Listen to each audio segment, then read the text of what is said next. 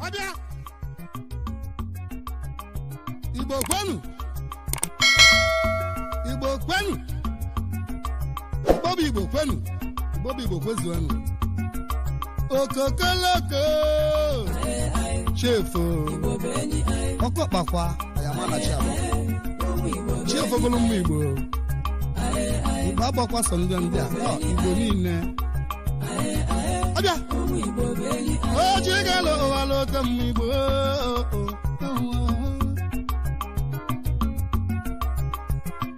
Even Chukwu kelo ụwa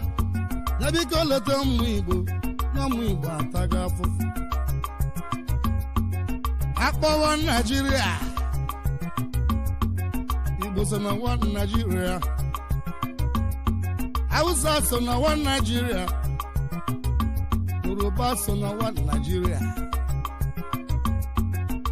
Oja maka dibe selo nno na mmanụ ejighị nwezi esomokwu Hausa na-aba n'ọba bụ Nigeria Yoruba na-aba n'ọba bụ Nigeria anyị bụ ndị Igbo na-aba n'ọba anyị bụ Nigeria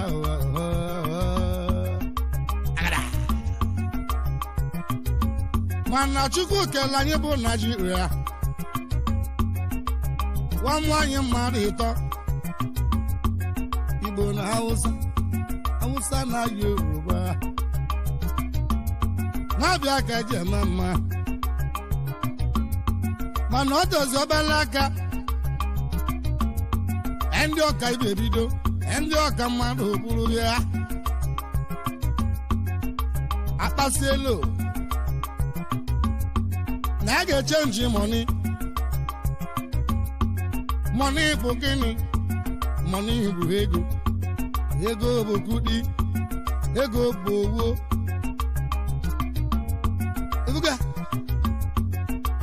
alụa naira ma tupu ahụ alụa naira anyị eli ego n'ụpansụ ya bụ ego ndị Biafra Igbo okokoloko chefu mana ụda adịgo n'elu ụwa ka m banye Anambra steeti ka nkọrọ ụmụ Anambra akụkọ maka na Chukwu nyere m ike ọ bụ ike gịnị ka Chukwu nyere m o nyere m ike si n'okwu ọnụ nwa bụ ike ka o ji kwanye bụ mmadụ ọ gwara anyị n'ike dị n'okwu ọnụ maka na mgbatalaka anyị nọ n'Enugu steeti mana nyere anyị lokal gọọmenti Bavo ka jizo ọma mbara local gọọmenti ọ bụ na bụ ndị ọma mbara ndị mụrụ anyị mmadụ ise oyi local gọọmenti ọkwa ndị ọma mbara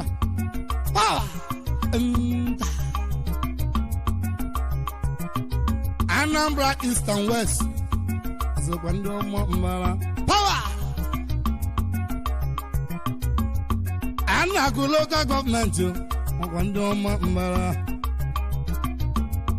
wetela ya mere m local gọọmenti anyị ncha niile bụ ọma mbara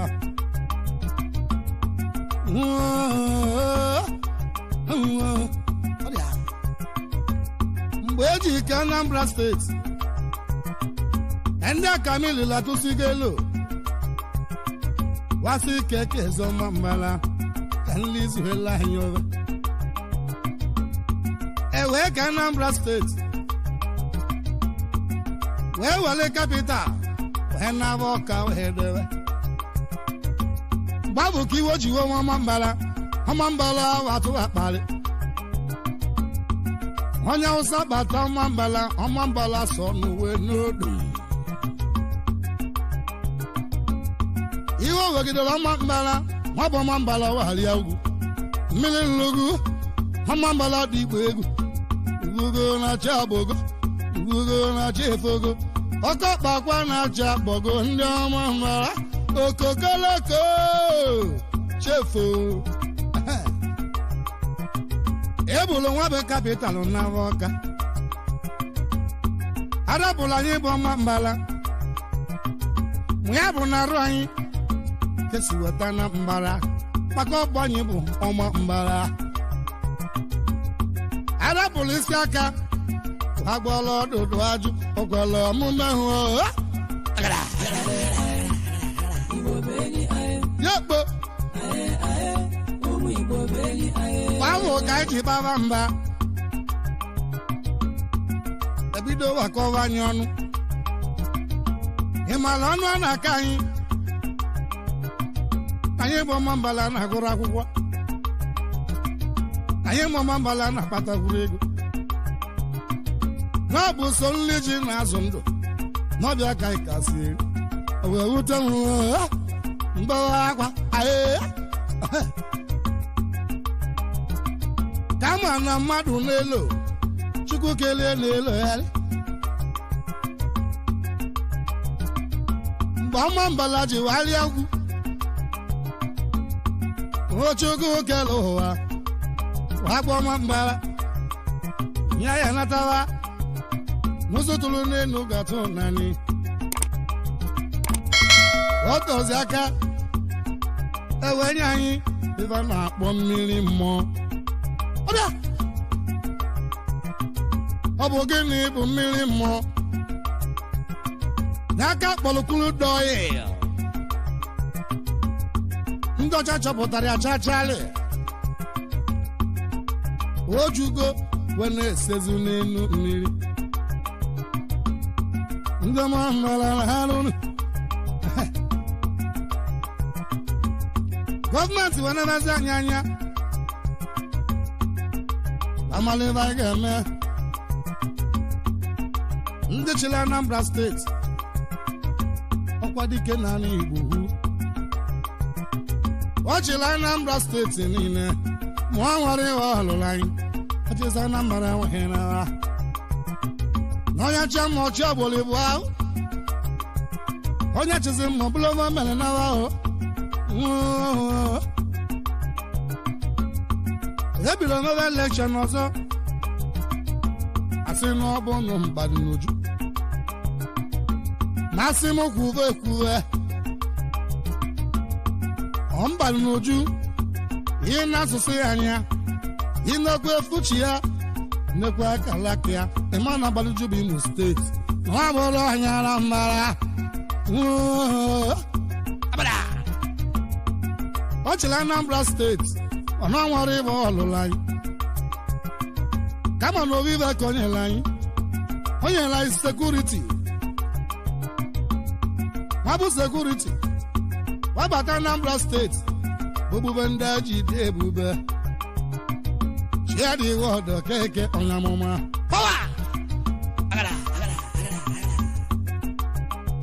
kama na onye gburu onye na onye yi na mmụọ unekwego Chinevo ọkụkọ na-enwe di Agbaluju wachisịa ya bidoro elekshọn ọzọ ndị ga-achị Anambra emesịa nwa bụ elekshọn ọ bụrụ Peter Obi onye agụlụ ya mere nwa bụ ọchịchị Obasanjo ji pawa wee weta Anduba ya na nwanne ya bụ Chris Uba ọnwa na-etila ụwa niile ọnwa na ụga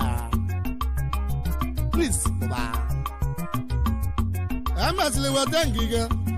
ọchị Anambra n'ọchịrị Anambra steeti niile ngige emegala nya maka na egwuru si n'elu ụwa na-eto onye gburu ọkụkọ n'ofe ewu n'oge gbugbu ana m ekele ngige maka ọlụlụ n'ọma mbara kama n'ọlụlụ n'ọma mbara ọdụ ụzọ 15 obukodewele n'ọma mbara ndị ọzọ nọrọ n'ide mmiri anyị okene ịma na ọ tezi aka maka na ọ chịrị nwata wee nye aka ya mgbe aka ga-eli ya ọ ga-ewetulile aka ya nwatakịrị eweli ike ya nara amasịrị gịnị kpegide ikpe na kọt Peter Obi wee merie ọ tọrọkwa aka eweta nwata nwaanyị atinye ọ bụrụ gọvanọ ọ bụ onye akpa eti aba ọmaba nnewu mana eri ose moto gbatụrụ enyi nwaanyị a na-ekechiri Obi iwe welodi mgbe ego Ojukwu ọkpatọ atọ nwanne m atọ 1000 nkenke enyi na-achọ igbe enyi ọzọ atọ 1 million oke mmanwụ na-adụ nnukwu ọfịa atọ papa onye nna dalụ leaders odugwu ndị ọma aka na-agbanwe bụ mba iwe ka na-ewe Peter Obi kedu iwe na-ewere ya ọ bụ ego ka a ga-enye ya ọ dị na nwatakịrị bụ akpasi ego ike ibe Peter Obi na-ekwu na-ekele ọlụ oke onye ọlụtụrụ onye alụ ahụhụ kedu ka e ga-esi n'alụ ya ha ọlụ ma ọlụ bụ ọlụ ya ebegide nwabikpe na kọt amekwe na elekshọn ọzọ Peter Obi gbaligolu Obi Anambra steeti ọkpala Anambra steeti niile odogwu Peter Obi St. Peter Okwute agbọgidi okwulume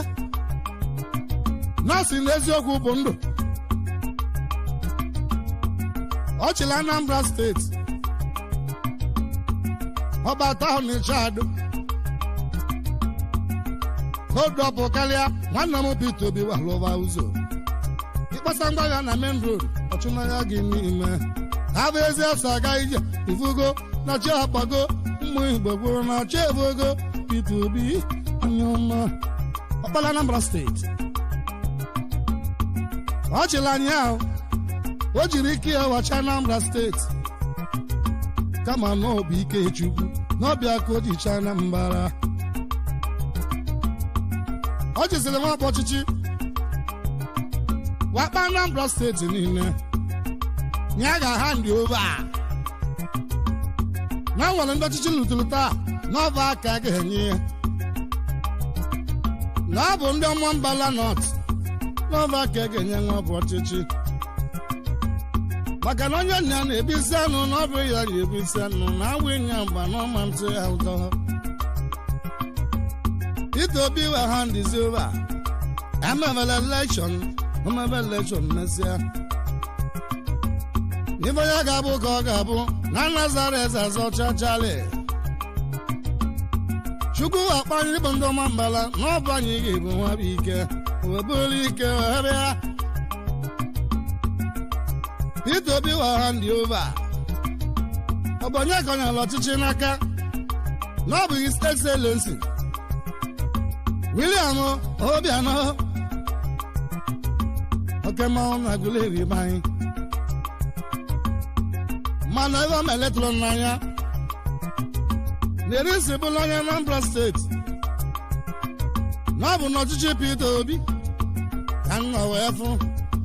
na gọvanọ chịsịrị Anambra wanọdụ ya ha ndịkwu ova n'ọdụ ya mekwu akaụntụ nyatụrụ ego ya gbara ọzọ igugo n'eziokwu na maka alụ Peter Obi Peter Okwute onye ọmala amara ga-egolile mma o mere nwa Peter Obi orugwu niile our ex-governor power authority maka na ọkọ kpakwa na-achị abụgo ndị ọma mma ifugo na-achị Igbo ebebe na nwanne m ewegolo ọlụ n'ọbụ mbala na-achịzi Anambra steeti alilebe mma maka na na-ekenekwa na nwanne m Peter Obi maka ibe o mere anyị na maka na ọ bụ n'ọchịchị ha ụlọ akwụkwọ ji karịa hospital rie nne ife melụrụ n'origo nne maka ayọdị ndụ kpakụ emesịa n'ọbụ onye ilo ogeli itorio ife mere anya maka mma anja were ekene anja kene nna m ochie nọmba 1 citizen n'oyi local gọọmenti niile honorable chairman Uche Nnọkafọ melọra n'ime m amapụla onye ọ na-abịarụ melọra nwanne m ọlụchizili ka ị na-alụ na ọ bụrụ nke mmadụ ka ị na-alụ ya na ụdị ọkpara Peter Obi Uche Nnọkafọ ọ bụ n'ọchịchị gị ka eji gbapụ mmiri n'oyi ọ bụ n'ọchịchị gị ka eji lụba ụlọ akwụkwọ mgbe a bụ na praịmarị skuul dị na Oyi lokal gọọmenti niile Uche Nnọkafọ ịgbalụ m ọgbatụlenyi si m welu ndidi na Chukwu ezite ego ndị ndu ọ bụrụ ndị ọchịchị mana ibe nye Uche Nnọkafọ enwerezi m mgbe egwu ndị eti egwu enwezighị moto ndị eji egwu ka onye ọlụ ma Anambra steeti niile ọ bụ na ọ ga-ekwe omume Oyi lokal gọọmenti ka bagbo ngwa egwu ebunye m gwụkwuo moto ebunye m ka m nwetiwere mmụọ mbala egwu oyemo Uche Nnọkafọ amala imere ka Chukwu ji agọzi gị omela ọrụ ndị Igbo niile na-alụ diọkpala Peter Obi na-alụ n'ọbịa Uche Nnọdogwu eze nnọ ịgbamba kirikata Uche Nnọdogwu onye ọma nweze n'iso bịa onye ọma Uche Nnọdogwu onye ọma Uche Nnadalụ onye ọma Igbo bụ enyi ụmụ Igbo bụ enyi Igbo bụ enyi ụmụ Igbo bụ enyi ka ndị ebe agụleri be anyị ka ndị ekene onye ndị ka mba bụ onye ga mụ na-ekwu Chief Raphael Obidimma ode n'Igbo ndị agụleri na-arụ ọrụ idewere m ode n'Igbo dogo power authority mana aka m na ya Uchenna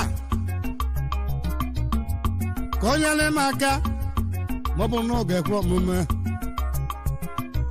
na-achọrọ m okenye m ife a na-akpọ Fiscal Department Oyi lokal gọọmenti niile maka anyị bụ ndị olu oyibo anyị na-enwe aṅụrị egwu ka anyị ji enwe aṅụrị ka akwụkwọ ndị egwu ụgwọ ọnwa na oyi eme anya n'obi ga-atọ m ụtọ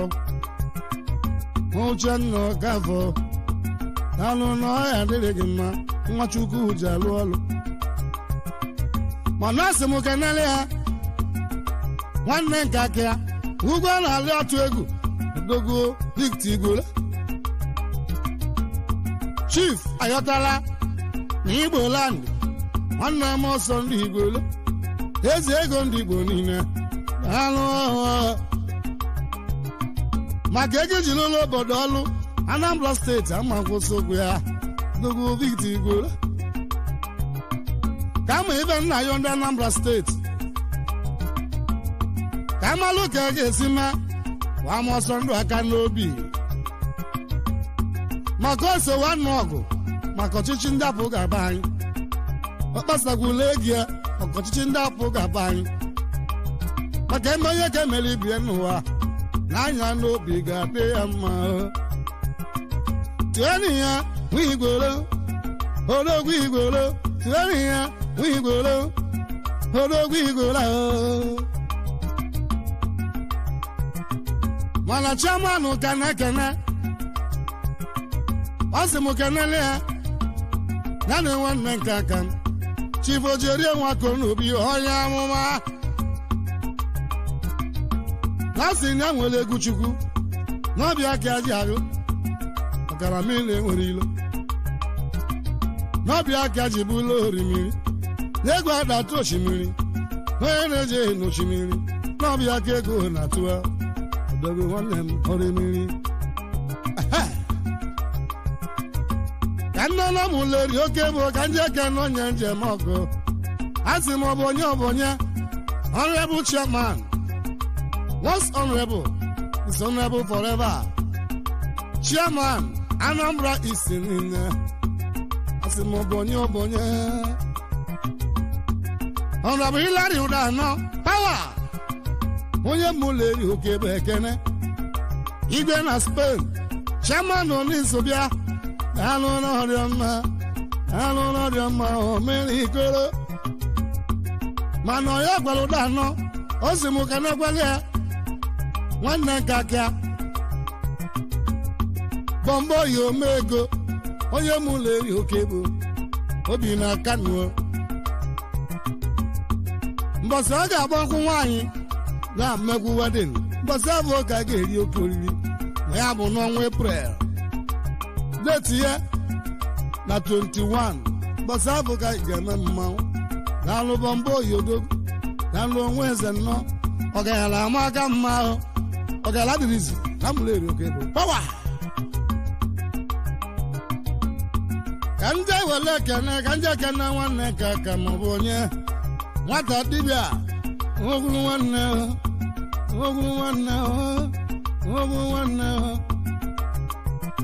ogwu gwalụ nwanne m ka na-ekwu n'enu odogwu ọmala tụle dibịa na-agwọ ọbara ọra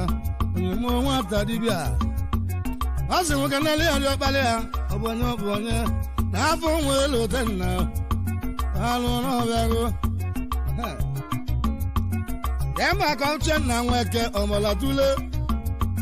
pete nwa gbankwụ ka nwa gbanwankwụ enawa ụwa niile na-agbara anwụ ọsọ ma gị na-aṅụ bi n'ụlọ uche nna nwa nweke ọ na nwata bụ dibịa na ịnụ dibịa na-eli pounds dibịa na-eli dọla n'ọbụ dọla ka o ji chọọchị na ya na-agbarụ nzụ n'anya uche nna nwa nweke daalụ mlatụle ike ha nwere mmanwụ ijele n'ụlọ ọbụ onye tiri ijele na n'akpa uche nna nweke ọkwa mmanwụ njege ọbịa mmanwụ ijele ka ndị avanteji abụọ ka ndị ekene nwanne ka aka m oyi eme ụsọ n'ihi amadi abaka osi bịa sanu ibe efuna dogu na nabọ bide ikolobịa nteji abụọ na n'ụlọ ya dịle gị mma onye mara ya bara arụ mana ana m ekene chifu Nnamdị ịkpa mara m egbu dike n'ọgụ nọ gbasa ọgwụ eze achọ dike achọ yanụ dike n'oyi na ọma mbara yanụ dike nke Anambra steeti odogwu Nnamdị ịkpa mara m onye ọcha anụ n'ọrịa mma o mere ikoro ana m ekenekwa ezigbo oyi ha nwoke Sameke Nwosu Chukwu Emeka helolo na ọ ga-adịrị gị mma eze nwa Nwosu ọkpụ ụzọ ka mmanwụ na ọ ga-adịrị gị mma Emeka Holland oke ị na n'obili obele nwa na ọ ga-adị mma Emeka ugo ga-achọ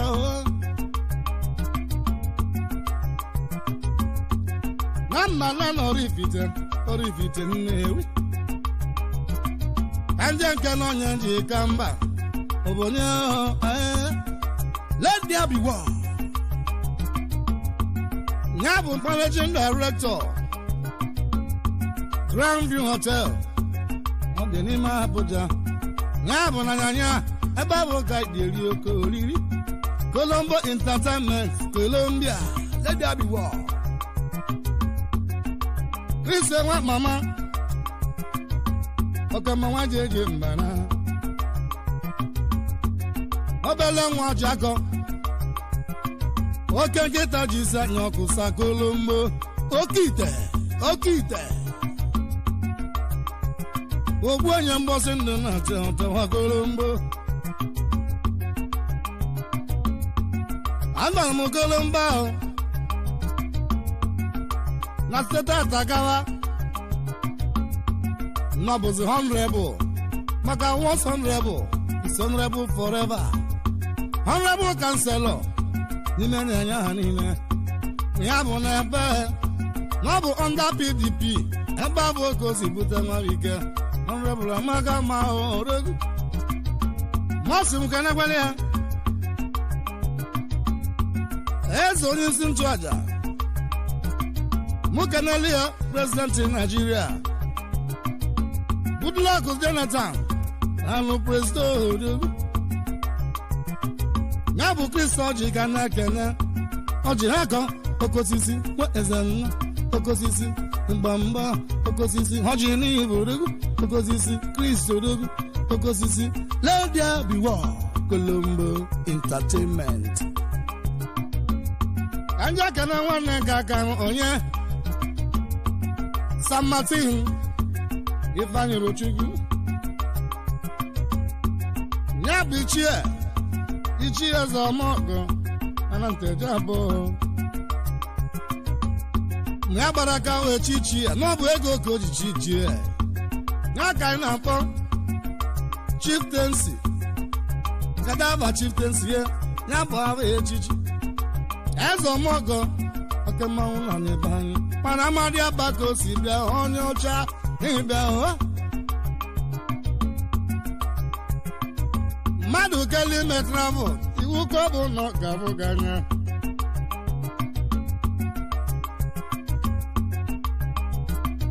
maka ndị ewekwala ekene ka ndị ekene Igbo bi na nyanya obele nwa nke anyị ji eme mma kwa dogo mutumbi onye ogologo n'isobịa nweze mmanwụ n'isobịa nweze dogo ya ma ka ezi oyi m onye ọcha ka m Fulani ya n'ọlụ nọ ga-adịle gị mma ka nje kene manija na Colombo Entertainment ọ bụ onye Erofai nwa mama Erofai mmadụ ka ji kanụ ka nje kene ezi oyi m Sakris oyi m Chinweze nwanne m DPO ga ya na ọha adịrị gị mma ọbatụ na-adị mma Ezomogo na mụ nnachi nwa na mmemme omenikoro ya na Chukwu gozie obele nwa si na ndọbịa odogo na-agbalị izuzu ọ na-eme sọrọ ya maka na bagwụla onye na-achọ onye na Chukwu egoziwo mmanwụ mana Chudozie si m kene mụ keneli ya ezoghị ya ahụ onye mmụọ n'Igbo land ya bụ nwanne ọgbatule Victor nwa echezona m anụ n'ọdịọ mma onye amụma ọwa ibe nnekwu ka nnekwu na Chukwu kelo uwe nyego anyị aka n'ime ka Chukwu si nyela anyị aka o wetala ya onye ndu na bụrụ onye ọchịchị ndị ga-edu ụmụ mbara His Excellency #1 citizen William Obiano akpọkwe dike ndagwuleri dike bekomie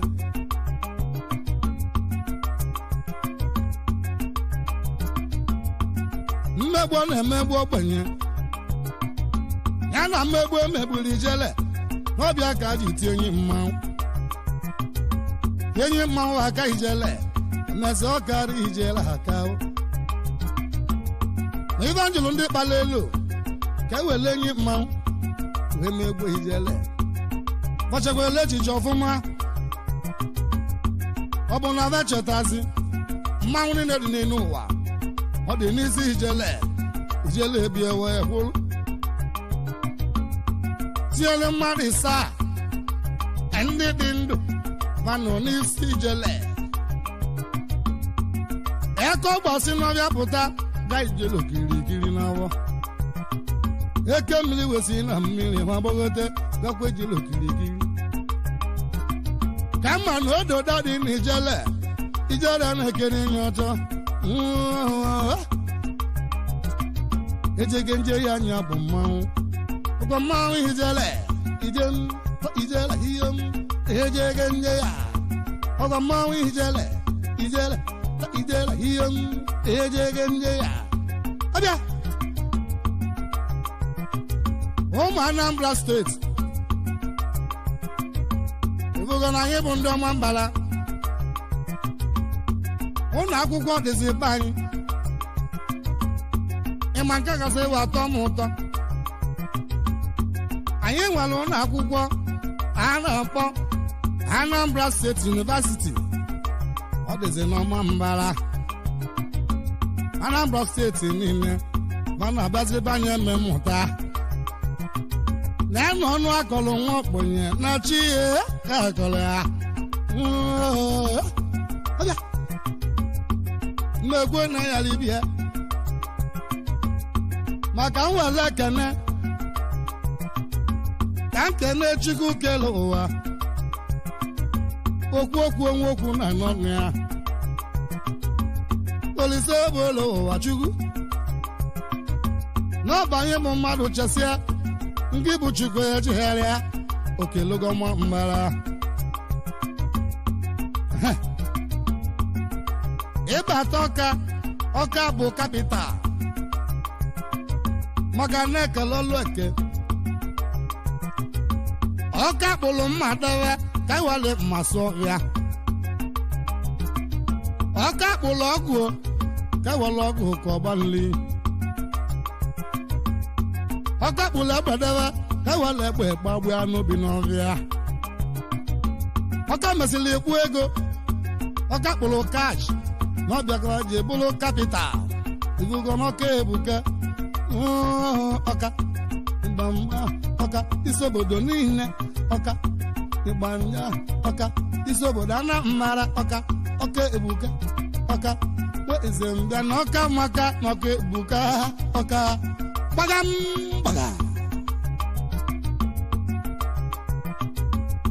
na ebe a ji karịsịa Igbo niile anyị na-akọ akpụ rice na anyị na-akọ rice Oluji ka eji malụ ndị ọma mbara anyị nọ n'ife a na-akpọ azụ ndụ ya bụ agrikọlshọ si butela anyị katapila nke a na-akpọ traktọ ka eji alụ ọlụ ugbo ka ụmụ mbala wetadawa abụbụ ọkpa ka anyị ji eje ọkpa ka anyị ji ana ọnwụ egbusisigo ndị ịza ha anyị abọzi ndị na-alụla anyị ọlụ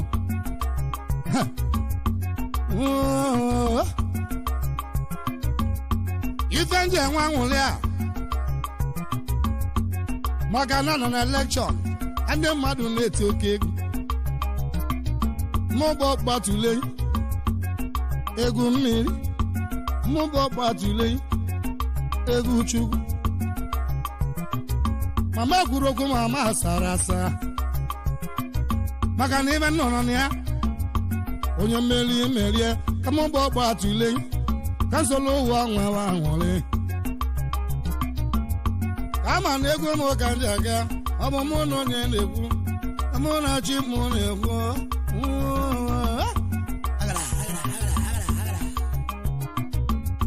anja were ekene anya ekene zọ ihe m ọkụ n'ike m aka Chukwu na ọhụ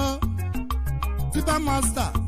daalụ n'ọbịa hụ omere ikoro n'ọbịa hụ ọkụ anyụ Selemon Nigeria Limited ka maka barista ọzọ yi m odogwu na ala ndo ndị ọma na Big Ten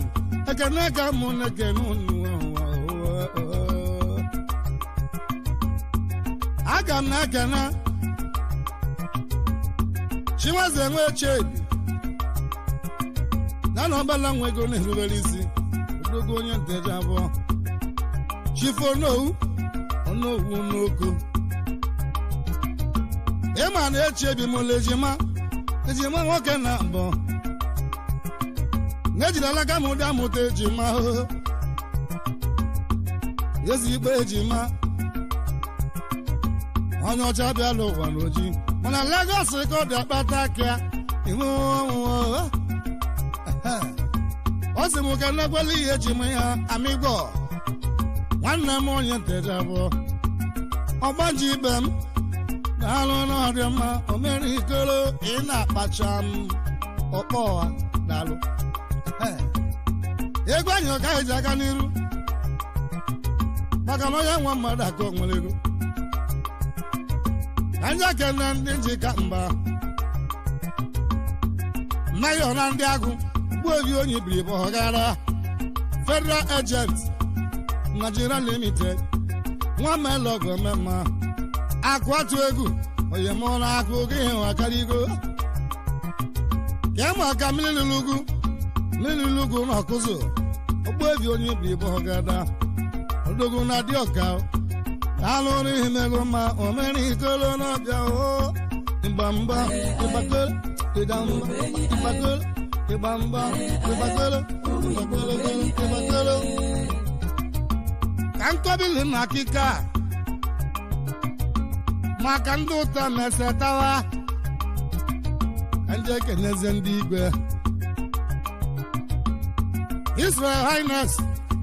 Roland Odegbo Abọgụtu onye ọcha bịala ụwa n'oji ya bụ Honorable Secretary nke ndị igwe niile na Anambra steeti niile ya bụ Chairman nke ndị igwe n'ọma mbala anyị Roland Odegbo Odogwu Abọgụtu igwe chi na nwa maka na mbọsị ịbala ọvala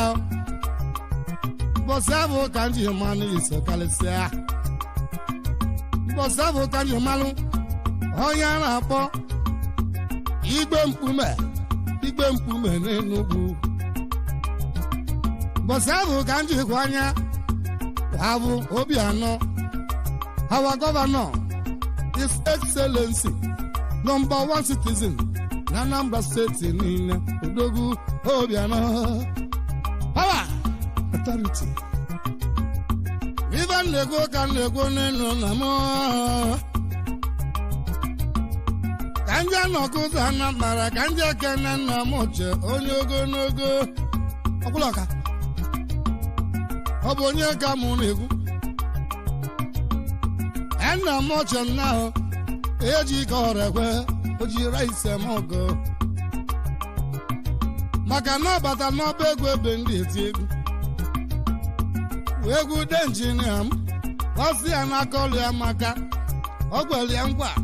ya ga-ebu ihe ụvọ akpa rice ọgba isi taa ma agbalụ m eji ike ọrụ ekwe rice na mmanụ ọpapa bana abọghị ha bịa ka njena na ndọba anyị ogbu obi onu ikenga ọdụogu onu ikenga na ndụ asị m ọ bụ onye afa m bụ afa m odogwu na ndụ bịa igwedo ojere m ọ nwere ife ọ na-alụ maka na ife onye na-alụ n'ụwa na-abịa ka eji ama onye ọbụọ ọ nọ na building material ọ nọkwụ na plumbing n'ọbịa ka eji mara afa m efuna ma ego m efuna ọnwa m onye efuna mmanụ m efuna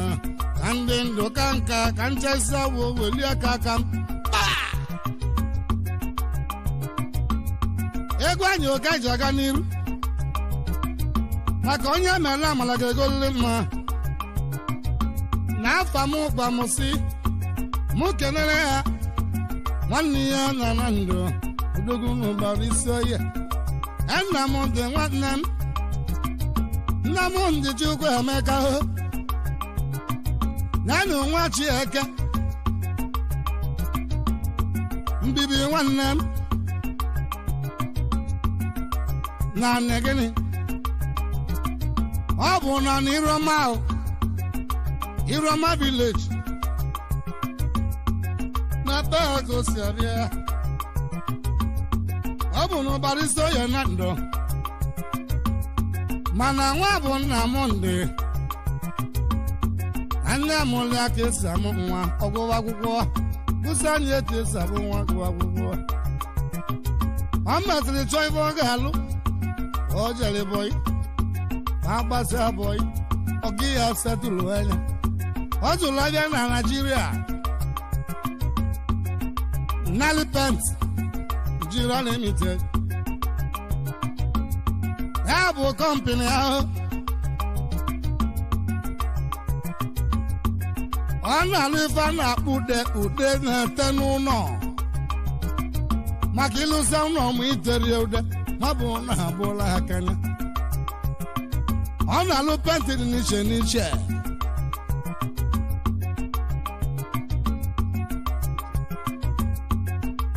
ịma na ebe kọmpini anyị dị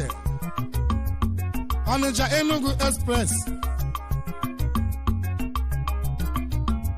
ebe a bụ oke dị mara anyị mana ebe anyị nwere isi ọnọdụ ọ bụ na Indian ebe a bụ ka anyị nwere headquarter nna m dị nwa Chikezie odogwu na ndụ o jere mmụọ ana m agbara moto nke ndị agba motosaịkụl ọ bụ aka ndị aga ka isi India mụnatara m moto nna m dị Chikezie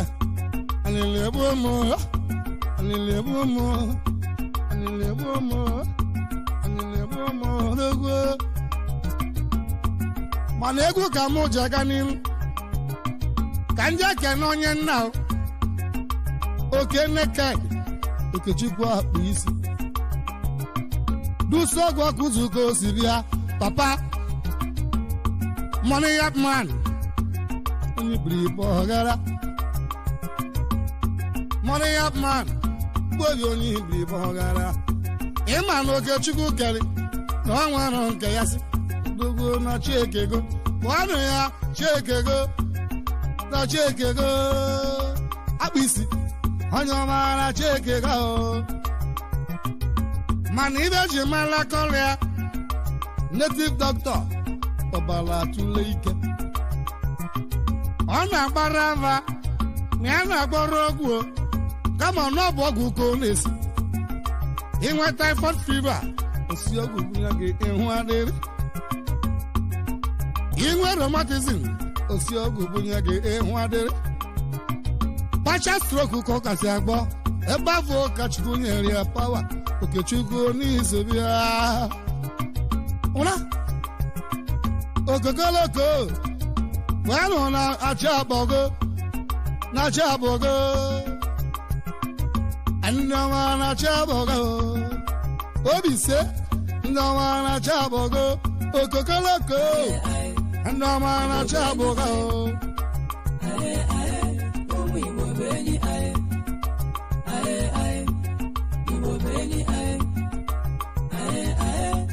Igbo beni aye